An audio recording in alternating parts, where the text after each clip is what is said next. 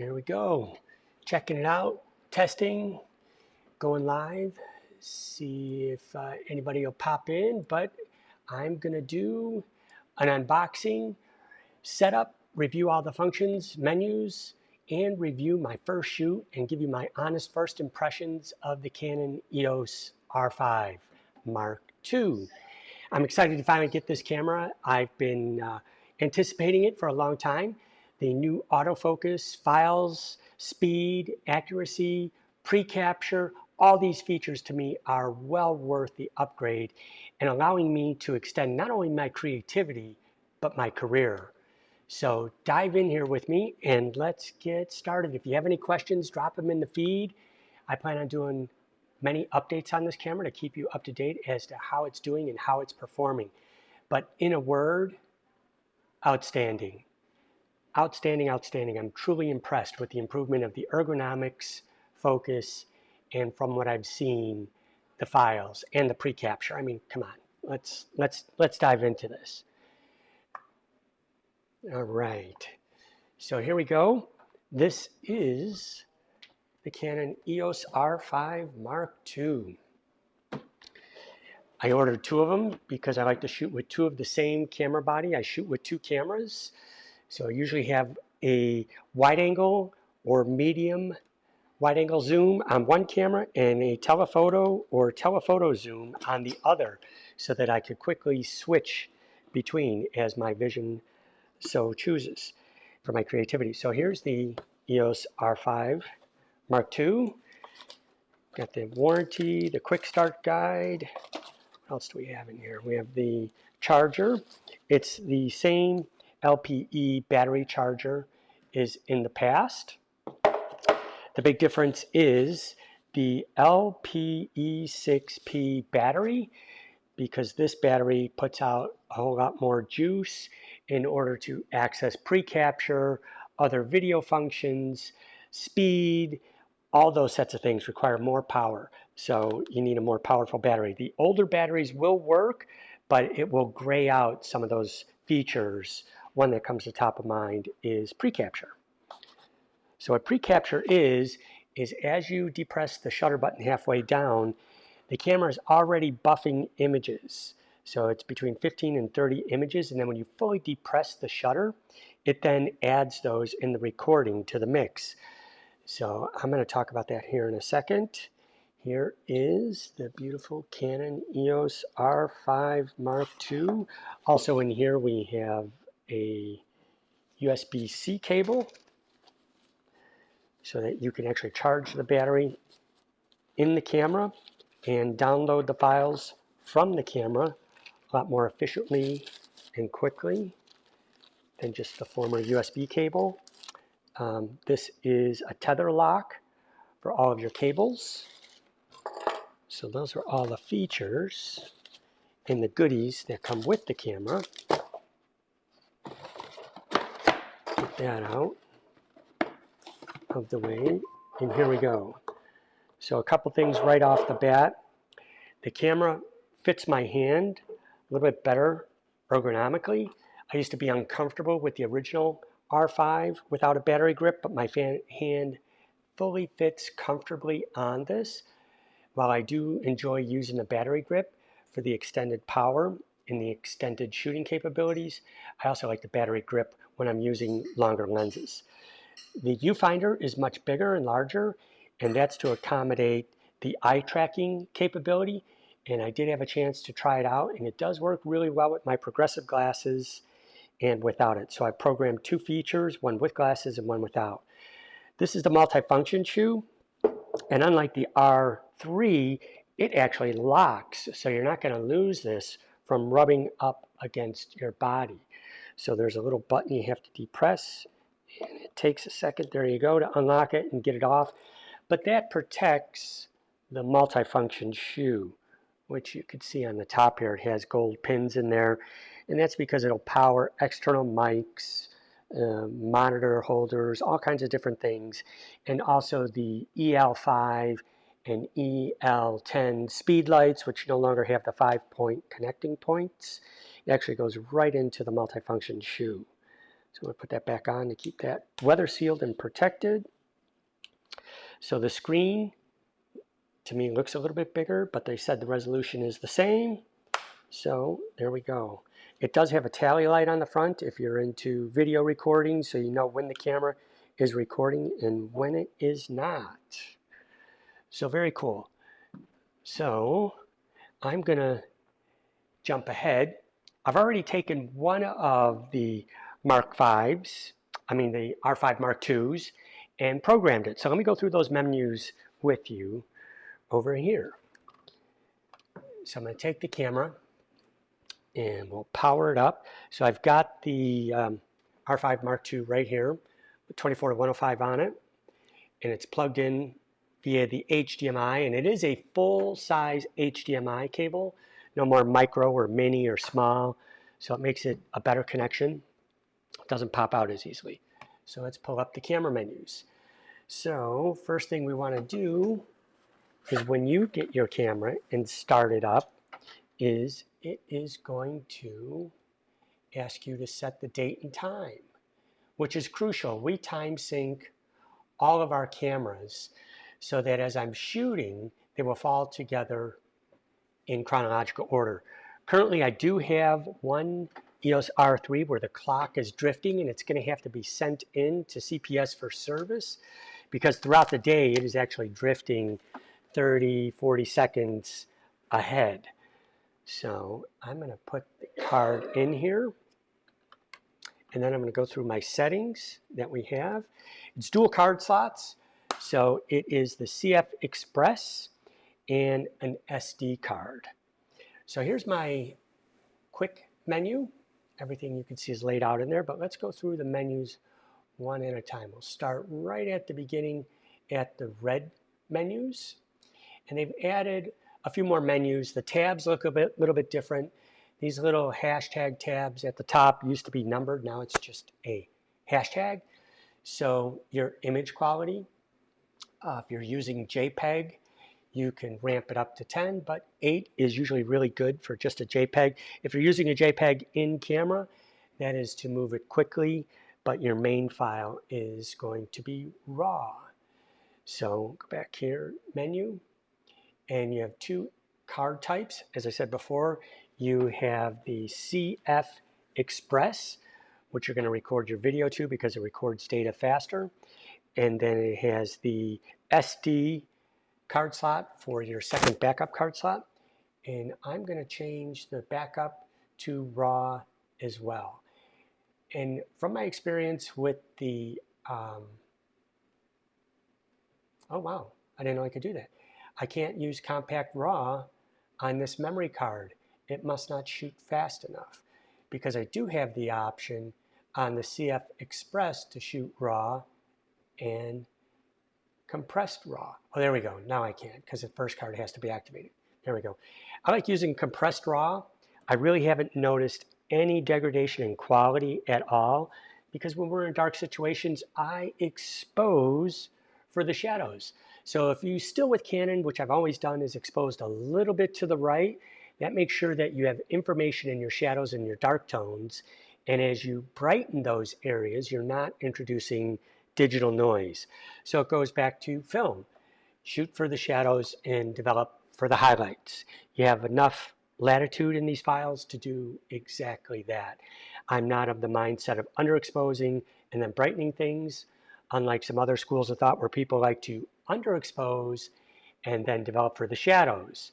But from the old school zone system with film, you expose for the shadows and develop for the highlights. You have much more information to the right. After all, 0 is 0. There's no information there, and you try and brighten it and add information there, all that does is introduce digital noise.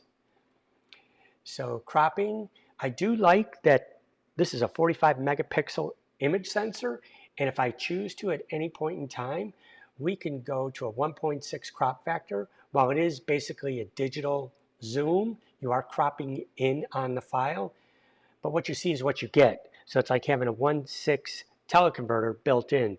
But remember, you are now going from a 45 megapixel file probably somewhere down to 16, 18 megapixel file.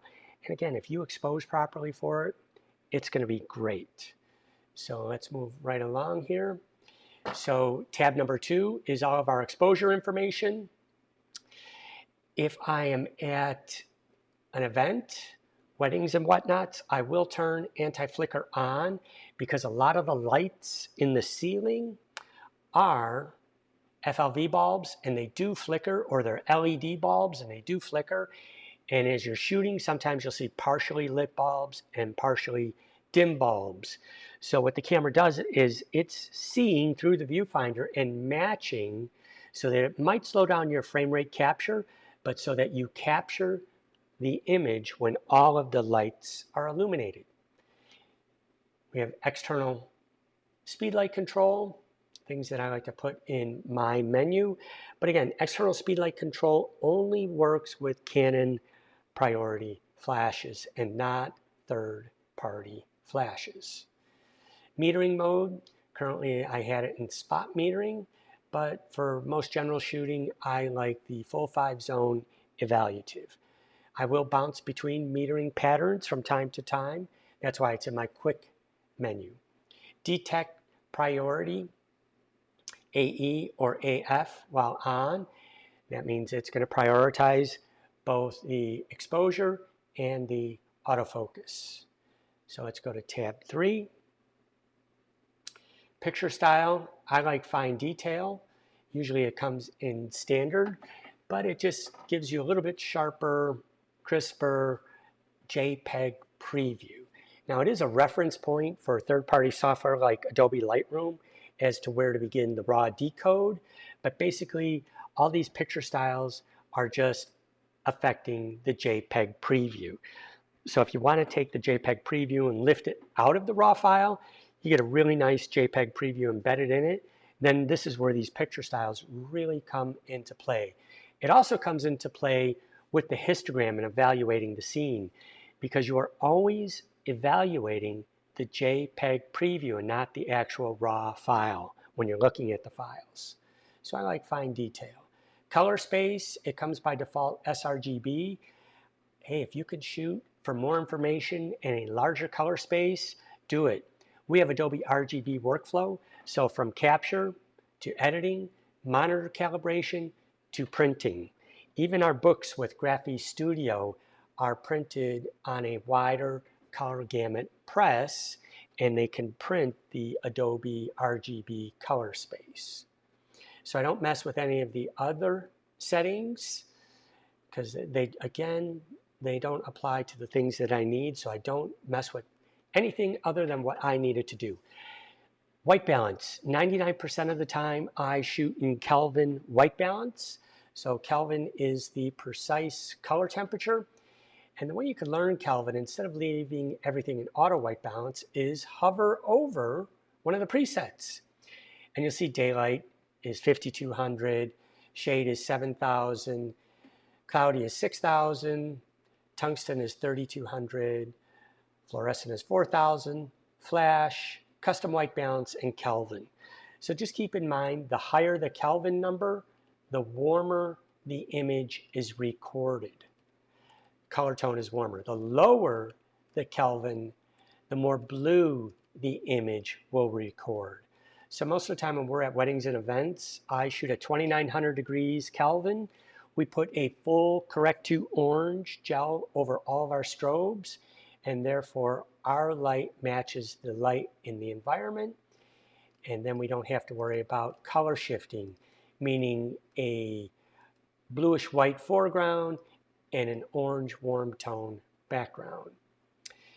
Custom white balance is for fine tuning. Occasionally I will mess with that, but you could custom white balance right off an image on a card.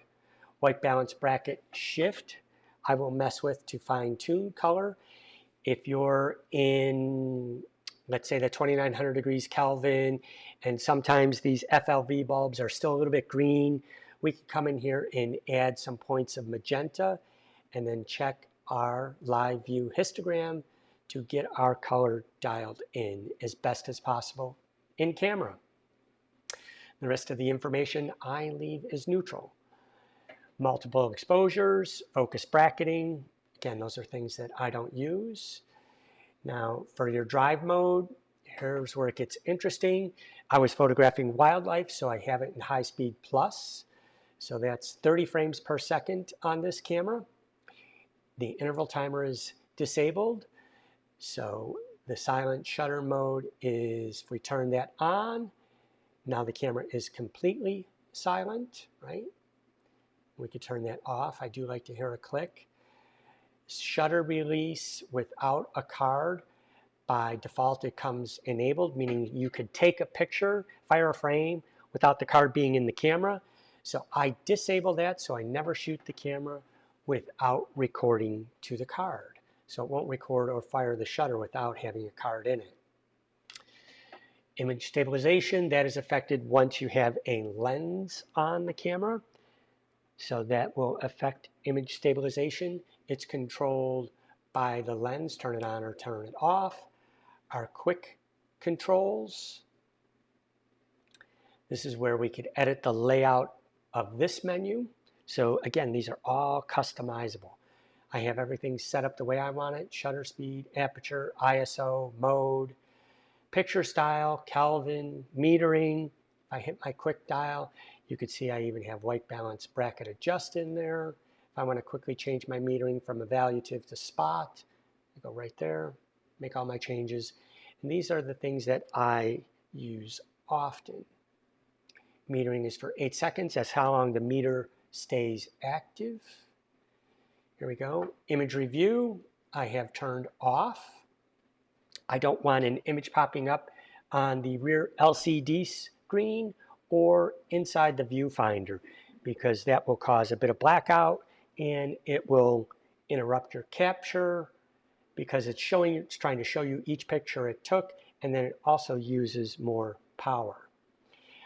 You can use blackout-free display. I haven't found a need to use that because even with electronic shutter, it's just blinking, and without the blink, it's hard to tell if you're shooting or not, especially in silent mode. So I leave that off. Display simulation, I have an exposure so that I could see what my exposure and color values are. So here's for our HDMI and color. So I don't need to be shooting in Canon log. For video, I'm not that deep into video, I'm more still related. So shooting display information, here's where you could go into each scenario and then edit and customize what you want to see as you hit the info button and cycle through the information that is displayed in your viewfinder. All right, now let's go back here a second. Good, good. Viewfinder toggle information. This is between your screens, and again, what you want it to see. Refresh rate, I want it for smooth and to suppress low frame rate. So even if the shutter speed goes really low, I don't get that dragging the shutter look through the viewfinder. I get a nice smooth rendition on the electronic viewfinder. Viewfinder display format, I don't want a black edge around it. I want to see as much of the image as possible in my viewfinder. Reverse display is on. That's for when you flip out the window, the review screen window, it will reverse the display. Auto power off at temperature is set to standard. So there we go. Now we'll go into the AF operations. Here's where they've changed things up a bit. So we have AF operation, servo, AI focus, or one shot. Think of AI focus as a hybrid in between. The camera's going to decide, does it need one shot or does it need to be continually focusing? The autofocus is so good with mirrorless that I have not used one shot since evolving from a DSLR. The focus will focus in low, flat light, and now that this has improved autofocus, I don't have to worry about linear items and not holding focus. It has that quad pixel focus. AF area, so this is where it's going to be for vertical, horizontal. Which of those areas am I using? And I've already gone through and selected and deselected different zones. So you can see now we have 2 rows of AF area to choose from. So what this means is I'm choosing to use the precision spot, the assisted 5 points, the square, which I can move entirely around, which is more than the 9 focus points, and then the whole area AF. Now in these top row, what's happening is we have tracking enabled. That means it will track the subject outside of the focus zone. So let's say I picked an object with the precision spot AF and it locked onto the face, head, and eye, and then it started to move away from that precision spot. It will track and follow it. I do not need to actually move the focus point to keep track with the subject. However, now we have this second row, which does exactly the opposite. You can see the active track icon, the circle with the 3 lines, is off. So therefore the AF area point is locked. So if I'm in a situation and I don't want it to track outside of that focus point, that's where I will use these. And I have 2 set, a precision and then the 9 point. But today I shot in whole area AF and it was phenomenal. So whole area AF servo tracking is on, right? There we go. So I know these 2 seem redundant, but you can turn them on and turn them off. So if we go back over here to whole area, you could see that it's off. So I like to leave this on for those top settings, so we will have the active tracking in that area.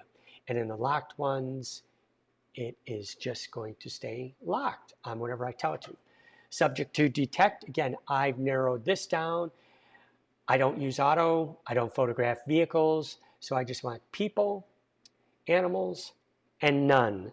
Sometimes if I'm photographing objects, like let's say diamond rings for detail shots at a wedding, if I have one of the 2 parameters, people or animals, sometimes it hunt and pecks, so I'll turn that off and then it will go right to the subject, whatever I put that focus point on.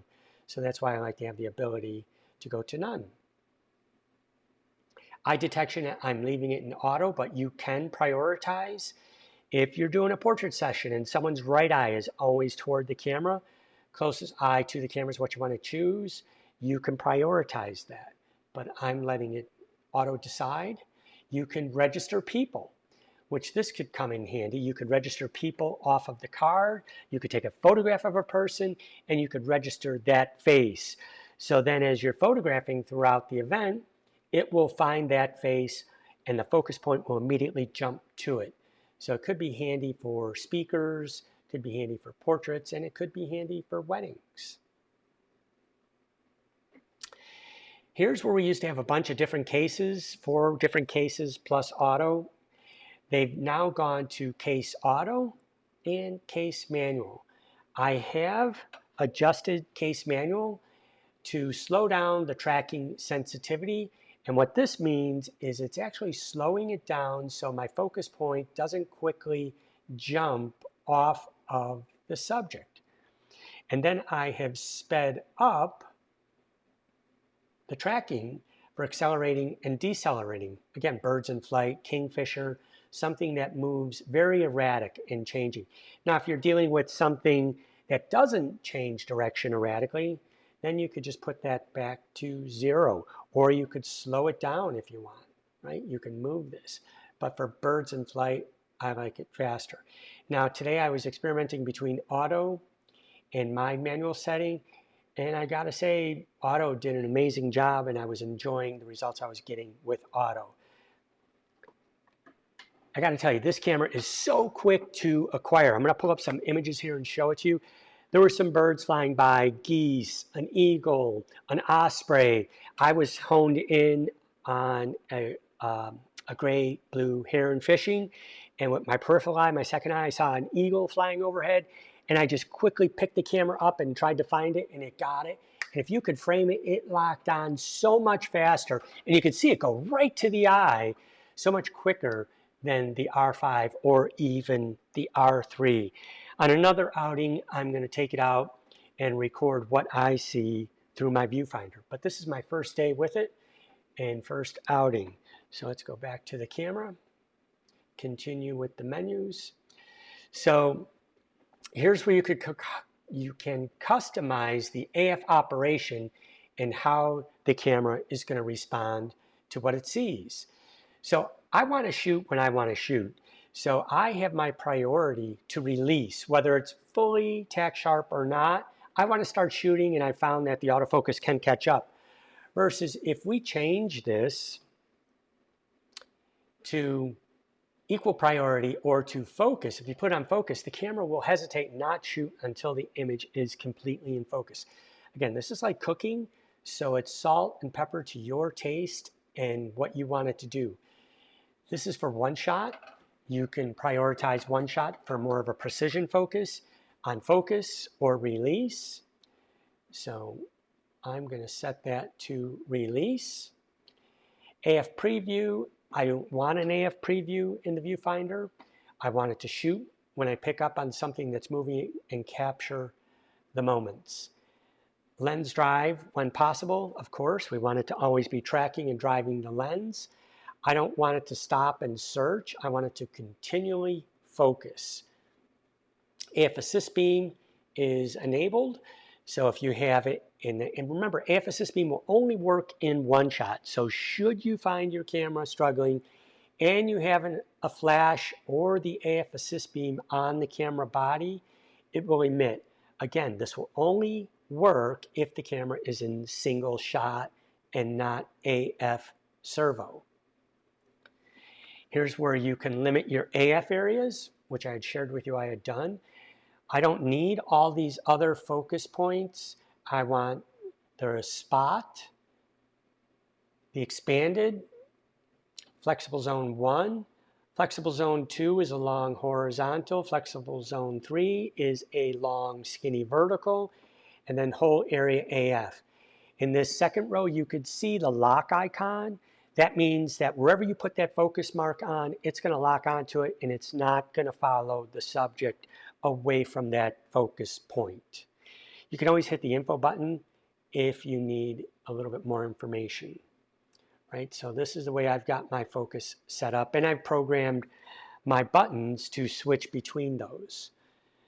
And I'll show you that later on here. Here's the orientation. So I have separate focus points for both vertical and horizontal. By default, they are linked, but I want, if I'm photographing something vertically and I've set the focus at a top point priority, and then I switch to horizontal and I let it track in the whole area AF, then I go back to vertical. Let's say the bird keeps landing on a perch. I want it to go back to where I left that focus point. Here's where you can limit your subjects to detect. I don't need auto and I don't need vehicles, so I've turned them off. So I want the subjects that I'm primarily going to use. Here's your eye detection. I don't need it to be doing left and right eye, so we're going to turn those off. All I need is auto and off. There we go. Peaking, I like to have my peak settings on, so when I'm trying to manually focus something, I can see whether it's in focus or not. I like it on high, and red works for me, but you do have other color choice options, yellow, blue, whatever works for you in the situation you're in. Focus guide, I like to have on. Electronic manual focus, I like to have on. Now, it's in one shot. You cannot manually adjust when it is in AI servo. That's one thing that I wish it would do, because there are some times where I don't want to swap it to one shot to manually tweak it. But again, the autofocus has become so spot on and so good that I rarely have to worry about that. Register recall your AF related settings. So you could register all your settings and you could put them in set 1. You could name these, and then you can go to those settings whenever you need to. I don't have a need for doing that. I guess if you had multiple people using your camera, you could set up your AF related settings and then boom, pick up the camera and recall your settings. Here's your AF Smart Guide that if you scan this QR code, it will take you to a website and get more in depth of your autofocus settings. Playback. There's not much I change here in Playback except for enabling playback display information. I wanted to show the histogram, right? So I want it to be the RGB value. So again, you could go through here and you could customize these, and here's where you go for, instead of default being brightness, I want the color because I'm always tweaking to make sure my color is accurate. I'm shooting in Kelvin. So all you have to do is look at the three color values, the red, green, and blue, and if they are near equal in length, that means you have good neutral color. Now in this particular sample image, it's showing you that the red channel is going to the right and touching the right side of the histogram value. That's just telling you that there's a lot of warm tones in this picture, which you can see it looks like late afternoon light on the mountainous area. Now, if I wanted to cool that off in Kelvin, you just lower the color temperature and you could bring those three values in near equal length and you'll have nice neutral color. Again, salt and pepper to taste. Here's your different settings, all the information. And I turn things on and off. So I only have on what I want to see within my viewfinder and my review. Highlight alert, I go between enable and disable at times. What this is going to do is the highlight areas will blink if it is above 255 in value, meaning it won't print or reproduce. That means that highlight information is gone. Let's say you're photographing a bird against the sky and you want to make sure you have detail in the sky. If you enable the highlight alert and it's blinking white and just the bird is not blinking white, then you know you're going to have zero information in the sky. So you need to adjust your exposure accordingly. I don't need a playback grid. Movie record time, memo auto, all the network settings, that's another tutorial in and of itself, but this is where you could connect it to your phone, to a network, to an FTP site, all that sets of things. So how to transfer it. Here are the tools. So this is something where I dive into. I record separately. So when I go into my record options, I don't do auto switch because I want to create an in-camera backup. So auto switch means it'll fill one card and then go to the next. Standard means it's just going to record to whichever card you tell it to. Multiple means it can record to both cards, and if you are tethered, then it could record also to a device or use the wireless to send it to 3 different places at one time. My movie record options are standard, so it will auto switch card for recording video. My main card is the CF Express. That's where it's going to record the largest video file, and then you get proxy files on the SD card, which would be your MP4 files. So again, that's something you need to know. Dive deeper into the manual. File numbering is continuous. You can manually reset that at any time. Clip number is continuous. File name for stills, I always customize it. So it's BBD2. This is the R5 Mark II Body 2. So when you do photograph in Adobe 1998, the first character in your custom file name becomes an underscore. So I still want to have BD in my file name. So that's why it would be underscore BD and then camera number 2. Format your card. Auto rotate by default, it's set to camera and computer, but I don't want to have to turn the camera sideways to see it because otherwise if it's horizontally, it gives you a small, thin, vertical image. So I'd rather see the whole vertical image on the back of the LCD screen. So I do the auto rotate on computer. Add rotate information. You can enable that should you rotate it for video, for vertical video shooting. Here's where we set the clock. So your time zone, daylight savings time. So we set year, month, date, second. Usually I use EOS utility to sync all my cameras to my laptop camera time. That's the easiest way to get them all time synced to the same exact minute and second. So here's all your other information. Beep is enabled, and now you have volume control. And this is where you could go in and adjust your shutter volume. It's getting louder or softer, which is new. So it's almost silent. So I like it at default too. If you turn beep off, it's going to turn these sounds off as well.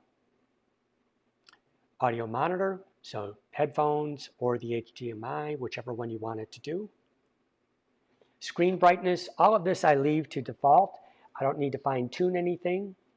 Although I do add in the UI magnification. This is where if you double tap on it with 2 fingers, it magnifies in on the screen, because if I don't have my progressive glasses on and I need to read the print on the camera, I just double tap and it will zoom in. So it enables me to read it. HDMI is auto for its resolution.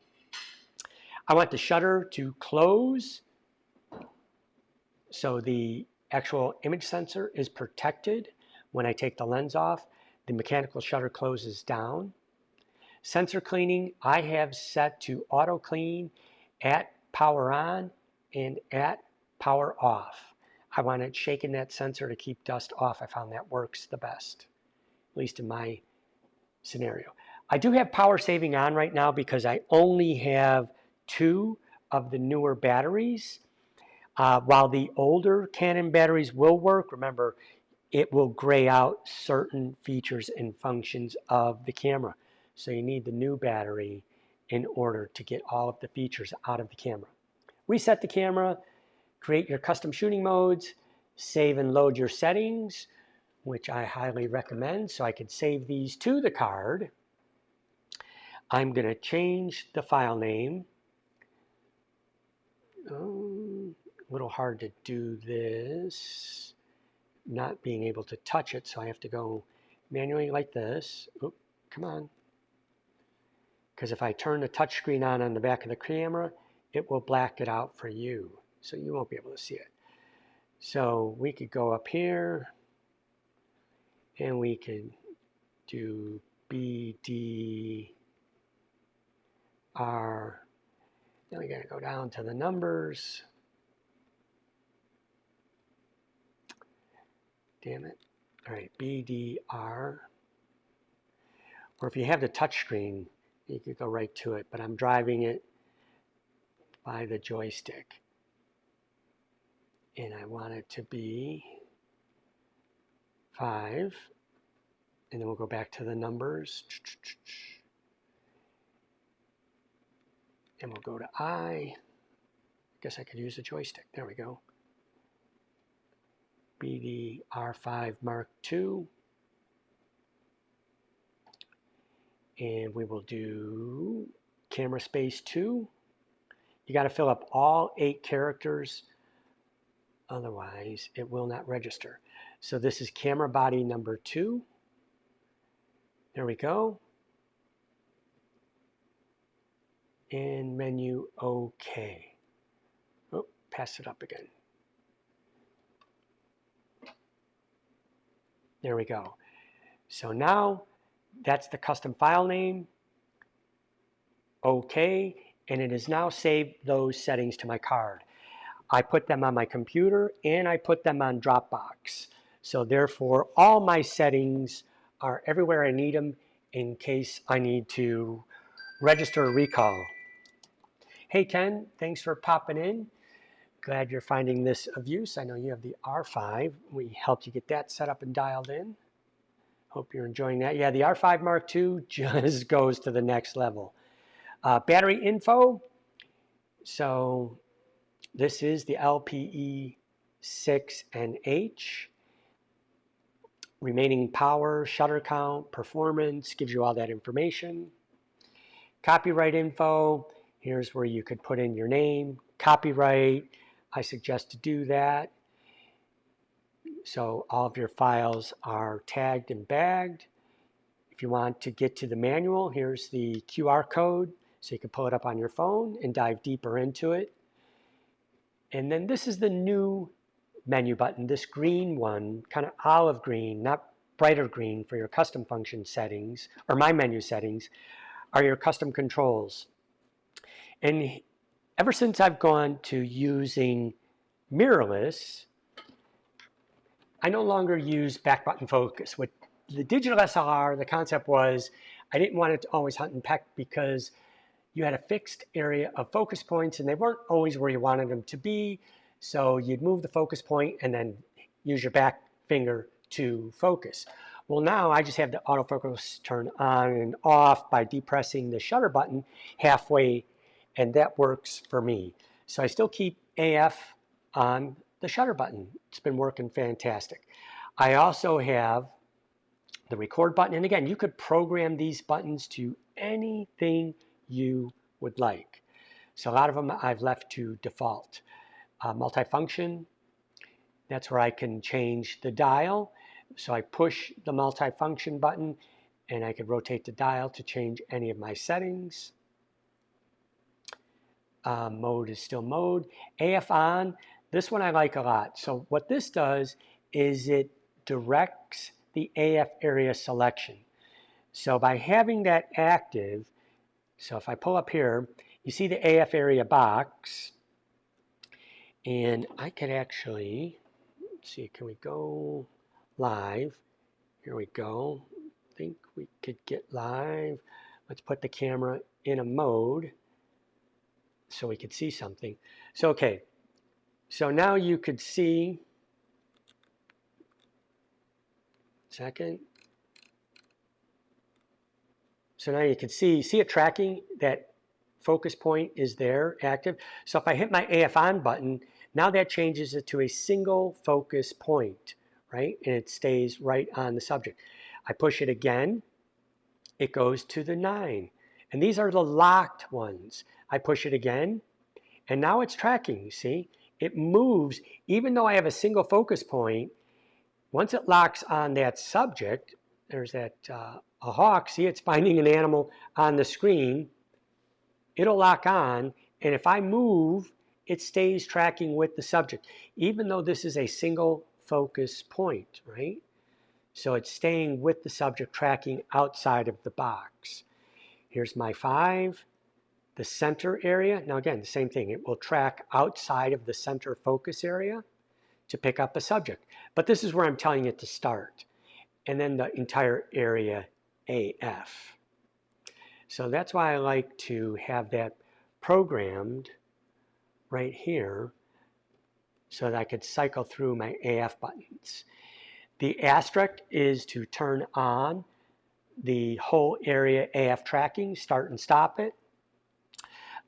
If I want to stop autofocus at any point in time, I hold the AF button and that will stop autofocus. Let's say a bird lands, an eagle lands on a branch and the camera is focusing, and it's through some obstructed view, and I want it to stop. So I could push and hold in the focus selection button, and it's going to stop the AF. Then you have depth of field. I've used the set button to activate and deactivate eye control. I've changed, well, this is now by default. You used to have to change it so that the joystick, multifunction joystick, will move your focus points around. Now this is the lens function button. If I push that in, it switches between one shot and servo shot. And then lastly is your flash function controls. Now remember, flash function controls will only work with a Canon flash and not third-party flashes. I've also set these up on my video side. so you could customize your ring. So shutter speed, ISO, aperture value, and my control ring is for exposure compensation. All my cameras are set up exactly the same way. I don't mess with any of these other buttons. Touch shutter, that sometimes I have active if I'm using the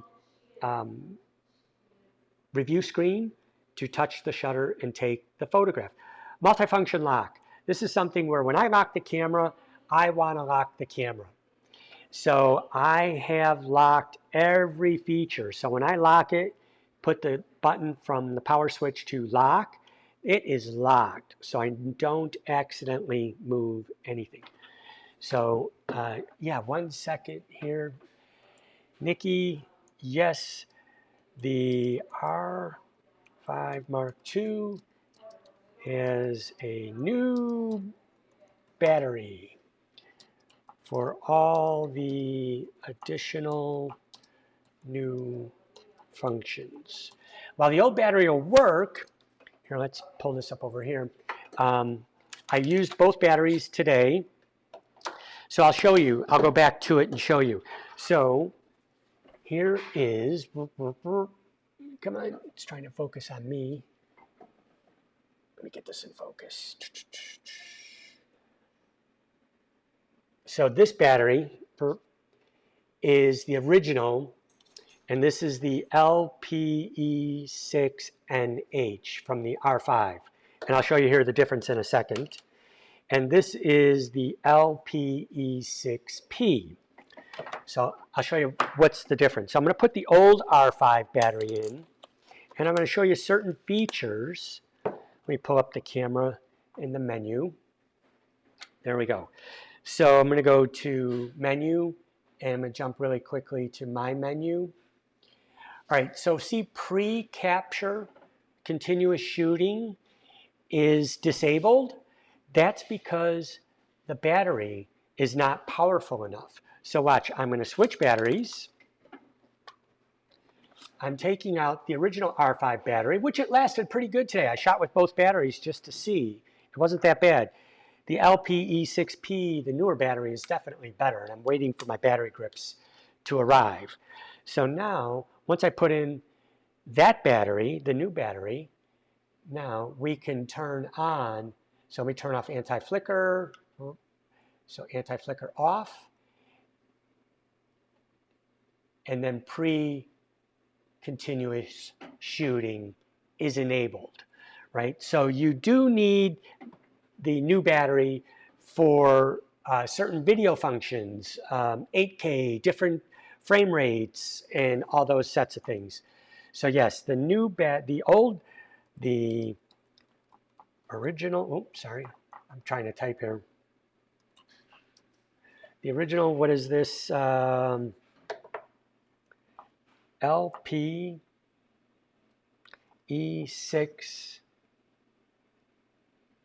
and H will work certain functions are deactivated, right? The new battery, we're trying to type and talk here. All right, the new battery, pulling that out.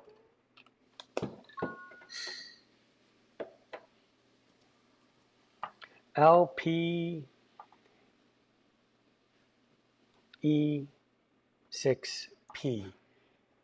Now, when you look at the back of it, there is quite a difference in the milliamps and the power output of those batteries. All right, so powered back up. And I got to say, the camera powers up so quickly now, so you can turn it on and off. My battery grips should arrive tomorrow. I ordered 2 battery grips and 8 additional batteries. So let's go back to those green menus. There you go. So customize that. Touch shutter is disabled. Multifunction lock I talked about. Touch and drag AF. I really don't need it since they have moved the joystick is now in a much better position And ergonomically wise, my thumb falls right on it, the same way it did with the, I'm going to turn this light off back here, with the EOS R3, which has the multifunction button. And I'll put them on the graph here, show them to you together. But here, let's do that now.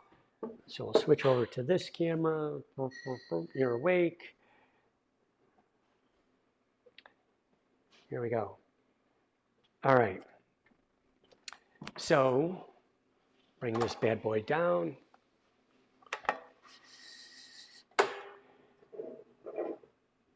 Good, good, good.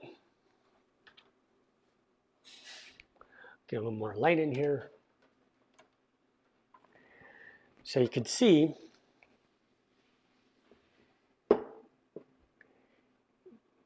on my hand, the old R5, I had a hard time finding the joystick. So that's why I liked with the EOS 3, it had the multifunction touch button, which the EOS R1 will have, which I was hoping would have been brought over to the R5. But it's a little bit more textured, and it moves around a lot easier. You can push in, you can move it around. So ergonomically, they've improved the camera from the original R5. Let me grab the R3. Oh, I'm actually using the R3. Yep. It's in use. That's part of my video. Here we go. Yep. All right. So that gives you an idea. All right, there's our puppy Bono. Okay, again, any questions, drop them in the feed. Happy to help out. Excited to get back out and get shooting. No chew my cables. We have the puppy, and he's totally puppy. Yay. Oh, here he is. That's little Bono. Let's get little Bono in here. He's a little pain in the butt. He's our foster failure. But he spent the first 6 months of his life in a crate. But now he's thriving and doing well, and everything to him is new. So he's got the terrible chews right now. Everything in the mouth. But we love dogs. Yeah, good boy. All right, so there we go. Touch and drag, I don't need it on, but it's easily to turn on. I don't need to mess with any of these other things on here. Customized buttons for playback. You can move anything around. This camera is completely customizable. Eye control, I have active, and put it on my set button, and I have calibrated. Now here's where some more custom function setting are, and I've restricted modes. I don't need all the modes that are available to me, right? So I've decided to eliminate some of them. I don't need flexible priority, program, time value, or shutter priority. I shoot aperture priority, manual, bulb, and a custom shooting mode. I think I should have C3 instead of C1, because if memory serves me right, the quick video button is programmed to C3. Okay, that way there, I don't need all those other shooting modes. Exposure values in a third, keep all that in a third. This is all good. Bracketing sequence, I've changed mine so that it makes more sense to me. It underexposes, proper exposure, then overexposes. By default, it's proper exposure under and over, but that's confusing to me. I want to see my bracketed sequence under, on, and over. So I changed that. Number of bracketed shots, 5 to 7 is really good. Use whatever works for you. Safety shift, I have all these things set to ISO. It's good. The rest of them I don't need to mess with. You can micro adjust your exposures, flash exposures. That's good. Electronic shutter, continuous shooting speed. Well, I want it in 30 frames per second, especially for birds in flight.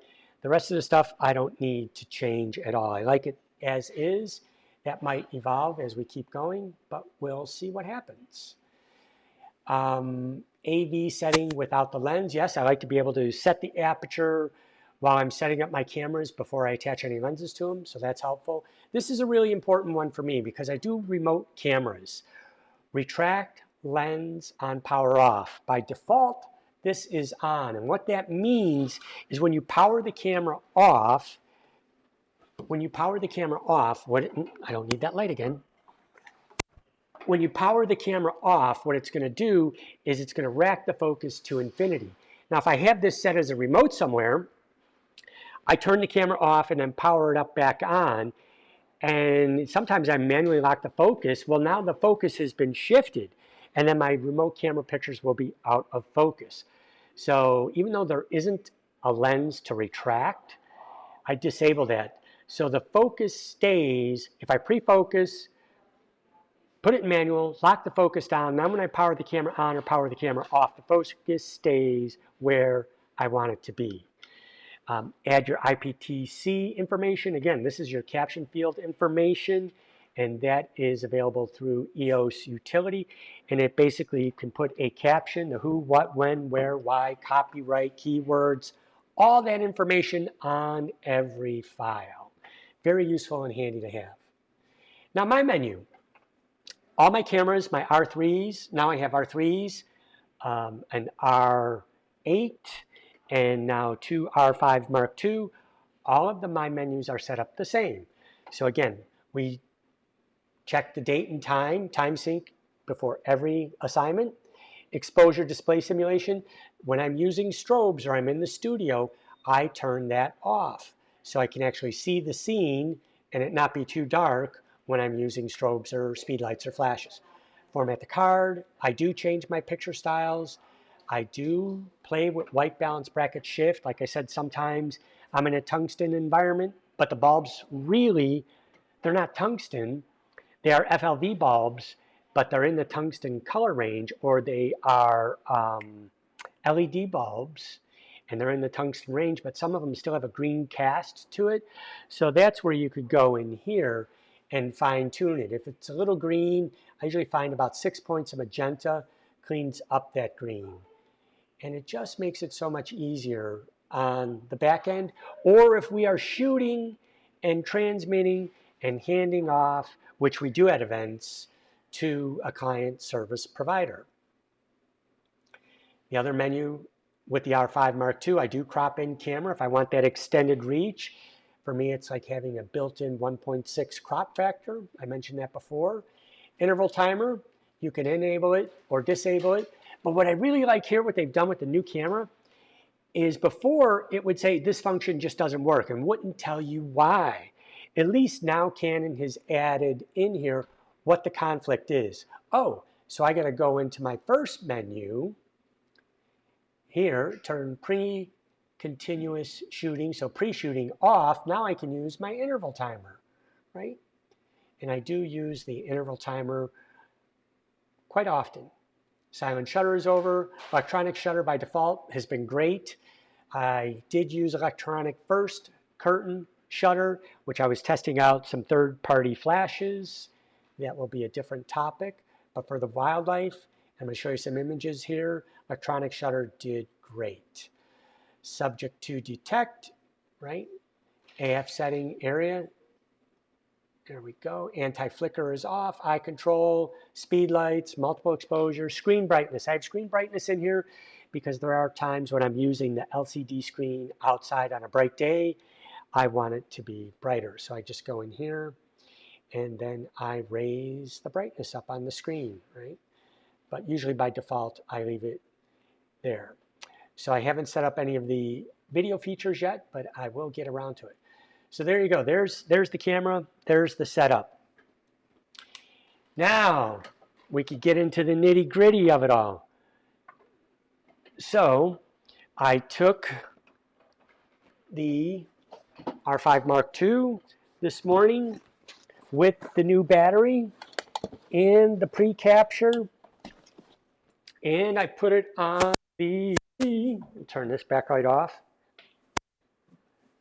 I put it on. Did that help? It might help. Yeah. All right. I put it on the 600 millimeter lens version 3 with the adapter, and I did use both the 1.4 EF extender and the 2F EF extender. And I gotta say, between comparing this to the R5 original, man, it was much faster, much more accurate, and a lot stickier, meaning the way it grabs a hold of it and locks onto the focus. So let's see, can we get, here we go. We'll zoom this out. Cool. So I don't need these items here. So this is the 600 EF L series version 3. Phenomenal. I have not noticed any difference, and I have shot them side by side between the RF version and the EF version. All they really did, I believe, is added on the RF mount, and it just makes the lens a little bit longer and bigger. I'm using a ProMediaGear foot because it's Arca Swiss, and it has their standard quick release, so I can put a shoulder strap on this, and I can walk around with it, and I can handhold this lens. So this is the ProMediaGear CL2, and I could put links to all this stuff in the information. So I have the adapter control ring, so I could change my exposure here. And these are the buttons that I was speaking of before. If you depress it, that will switch between AI servo and one shot. And actually, because the body ergonomically feels a little bit bigger, it wasn't that big of a struggle to handhold the 600 without a battery grip. It did really, really well. So I'm excited by that. Have that ability in there. So let's take some questions. Ken, yep, the dogs are our babies. They're a pain in the butt, but we love them. I'll get settled in here, get into the rhythm. All right. Let's go to the desktop. So here we go. Move this so I can see what the heck I'm doing. See if anybody's got any questions. I know I'm running long here, but there's a lot to digest. So this is the first take. And again, when you're using pre-capture, you're gonna shoot a lot more frames. But here was literally a grab shot. I was driving to the Kankakee River to photograph some ospreys, hopefully fishing along this dam. Saw this red-tailed hawk perch on a dead tree, and it was skittish, right? So I just, here we go, popped out the sunroof of the car. Let's get this full screen. And you could see 600 millimeter, 1250 ISO, aperture 4, wide open, 3200th of a second. So it was in auto ISO, so I had +1 1/3 because of the background was so bright. So look at this. Let's zoom this in. Come on, let it render. Still rendering. Oh, what happened? Where'd I go? I moved my finger on the mouse. There we go. Look how sharp that is. And every frame, this was a literal grab shot. Picked up the camera, popped out the sunroof, and as I was coming out, it fledged, it flew off, it flushed. Every frame in focus and it tracked it. This is just crazy. Oh, so I've got some duplicate files in here. Just incredible. So it flew right off. So let me do this.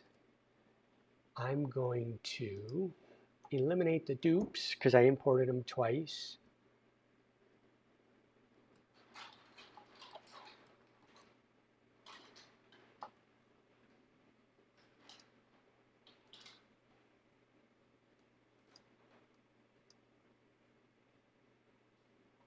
See if it finds any.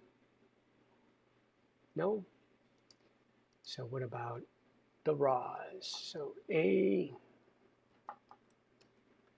so I'm using Photo Mechanic, and this will allow me to find the dupes. There we go. So it already selected all the duplicate files, and I'm going to put them in the trash. Photo Mechanic is, like Dawn likes to say, is like our Bible. It's open all day, every day, always. It's how we sort, keyword, caption, find, edit, email, you name it, we use it. The only thing Photo Mechanic does not do is edit your file.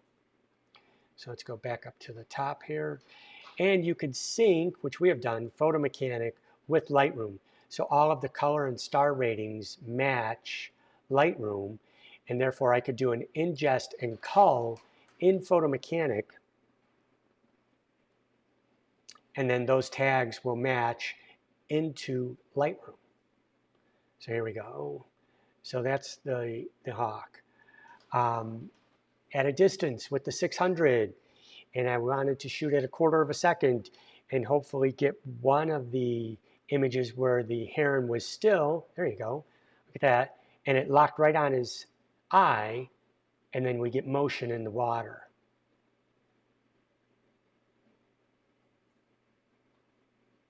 But even when he's looking at me straight ahead, you could see, I just zoomed in. It's going to take a second to render here, that it finds the face. In the past, the R5 would not find the face when it went vertical, right? When it looked straight at me vertically. If it was turned sideways, it would find it. So it's just sticky, big improvement. Not much action here. But again, beautiful, crisp, sharp, great files. So this is with the 1.4 extender.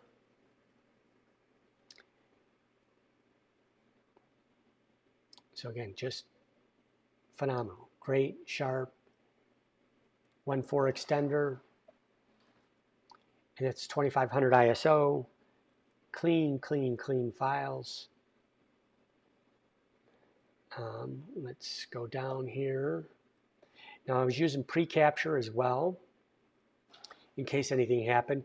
So here was a flyby. Remember I mentioned that I'm watching this guy look for food. And then in my peripheral vision, there comes an immature eagle. And I literally whipped it up to the sky. It found the bird. If I can find the bird. Let me get, oh, there we go. And it has it in focus. A little underexposed because I was going for a silhouette effect of the heron, but still tack sharp, in focus. This is a grab shot, right? Before, it would have taken a second or two to locate the bird, to focus it, and oftentimes in whole area AF, if it couldn't find it right away, it would focus on the sky and the focus would rack out. But every one of these frames are in focus. Another flyby. Again, I'm photographing this guy and I have two eyes open. I was hoping he was going to get a fish. And then here comes a vulture. Boom. Spot on. Again, tack, sharp, sticky, and the ability to acquire on subject detection is hugely improved, 100% improved. So every frame is in focus as he flew by. What I'm most excited about is the heron. I'm sorry, not the heron, the Kingfisher. Kingfisher has kind of been my nemesis bird. So usually what happens with the Kingfisher is when I'm trying to get them, they're kind of skittish. And as soon as they are on the branch and I pick up my lens to focus on it, boom, they're gone. They've already jumped the shark, so to speak. Now where'd my Photo Mechanic go? Here we go. I accidentally closed it. So let's get Photo Mechanic back open. And I'm going to go right down to the Kingfishers.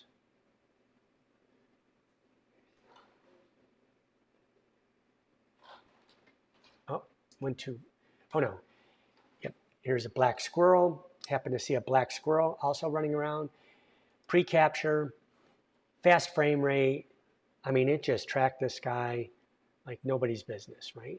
Just outstanding. Around us, we have a lot of gray squirrels and red squirrels. So it was nice to see a black one. And I was hoping he would have came close. I have a ground camera set up here, and I was hoping he would have came right into the foreground to try and bury a nut or get a nut and smile at the lens, but he didn't do it. But you could try. So what happens is every time I fire my primary camera, it is firing my remote camera. So here was my remote camera setup. And this was an R5 Mark II. I had an external battery, so it was also powering the camera, which has a battery in it, and the GoPro. And here's the Pocket Wizard, which I was using to remotely fire the camera. And I was using my phone to activate and deactivate the recording of the GoPro to try and get video at the same time. There's some really good ones down here of the squirrel. I mean, these are 100% in focus. The entire 2,900 frames, everything is in focus. Got a good shot here.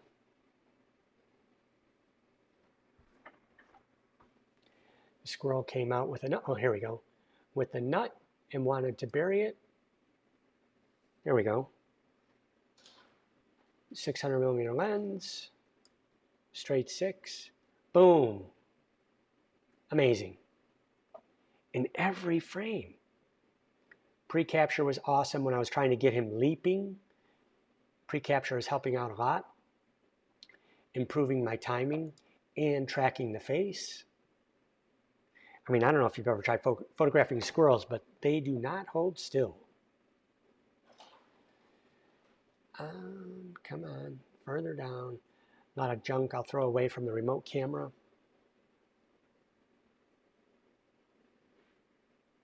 Here's a front shot. This is the remote camera setup.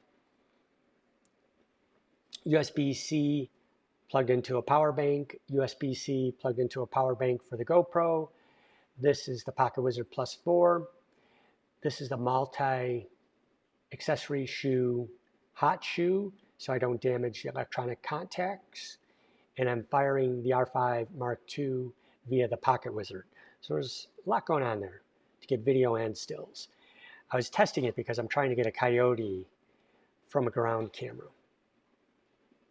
All right, coming up, here we go. I got over to the backwaters of the Kankakee River. I found a deer grazing in the backwater, eating some of the lilies. It was a doe. Again, it just grabbed it, found it, focused it, boom. Zoom in on this, pull up the deer. It's being a little laggy because of my eCam that's running. There you go. Tack sharp. You do shoot a lot more frames with the electronic capture. So here is our Kingfisher. And this was with the 600. No extenders. There we go. Where are we at? This is 100% zoomed in. Sharp. Sharp, sharp, sharp. So he sat there for a while, long enough for me to add a teleconverter. And then here's where the pre-capture comes in. Usually when I see them start to move and they're going to launch from their perch, I get this with the wing out and then empty branches. Well, because of pre-capture, I have every frame. Look at that. And every frame is tack sharp. Zoom in, let it render. Look at that. You could see each and every feather. This little rocket.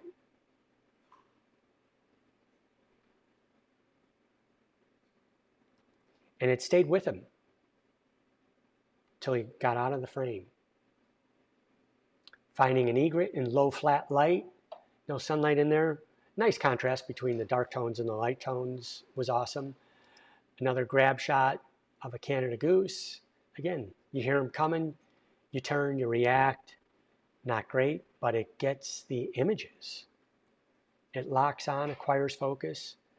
Here we go.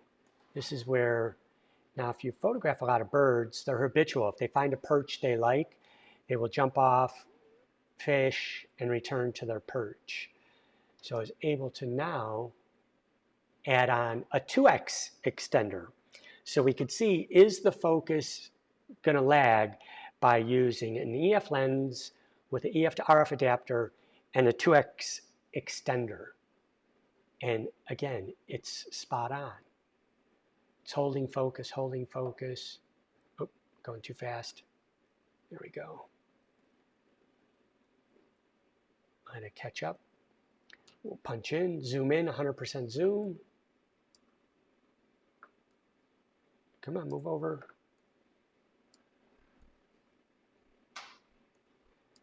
So this is with the 2x extender. And usually you see a lot of fall off with the 2x extender, things not quite as sharp, but that you don't get any better than that. It's just incredible. Mirrorless is a game changer. Pre-capture, outstanding. I think he's, yep, there we go. He's squawking, getting ready to flush. And again, I'm getting all these moments and nuances and images that I've never been able to get. Look at that. The behavior. Exciting. Now, I won't use 30 frames per second at a wedding. I don't need that kind of frame rate. I don't need pre-capture. So I will tune the camera down for that. Here we go. Spreads his wings. All from the pre-capture. I have the entire sequence. I never knew that pattern was in their wings, but because of the pre-capture, I could see the full detail in the back of their wings. I can't tell you how many times I've been in Africa trying to get a lilac-breasted roller jumping off of its perch in a manner like this, and I got a lot of birds perched and then sticks because they're out of the frame so fast. And at 30 frames per second, you get all the nuances. And it stayed with it at 1200 millimeters. Just incredible. And it tracked it through the branches. It stayed with it. All right. Minimize this.